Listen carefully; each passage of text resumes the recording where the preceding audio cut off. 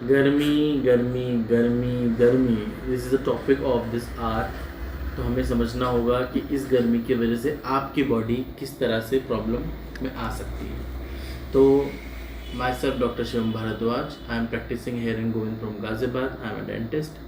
तो इस छोटी सी पीस ऑफ इन्फॉर्मेशन को मैं बताता हूँ कि आप पहले तो कि गर्मी आपको कैसे अफेक्ट करती है।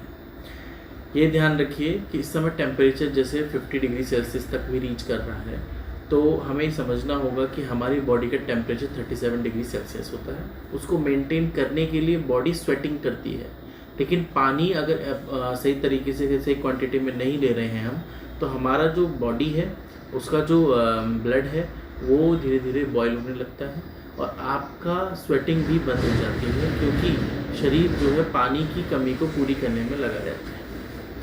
अब होता क्या है, जिसकी वजह से बीपी लो और यहाँ तक कि कॉमा में भी पेशेंट जा सकते हैं। इस बात का ऐसे समझिए जैसे मॉर्निंग प्रेयर के वक्त बच्चे स्कूल में बेहोश होकर गिर जाते थे।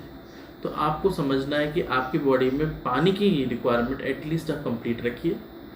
अपने कमरे में ह्यूमिडिटी बनाए रखने के लिए 2-3 बाउल्स में आप पानी रख सकते हैं कमरे में, जिससे ह्यूमिडिटी बनी रहे।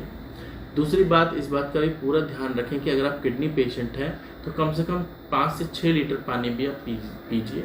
इस बात का और ध्यान रखिए कि 12 से 3 का जो वक्त होता है उस समय पर कम से कम आप बाहर निकलें, जिससे कि आप लू के या गर्मी की शिकार ना हो। बहुत ज़्यादा ज़रूरी ये भी है कि बच्चों को, स्पेशली बूढ़ों को, आपको बाहर नहीं भेजना है और इतना ध्यान रखना है कि पानी बीच बीच में पीते रहें। पानी के अलग सोर्स जैसे कि खरबूजा, तरबूज, यहाँ तक कि आप कोकोनट वाटर भी पी सकते हैं। Thank you sir. इसी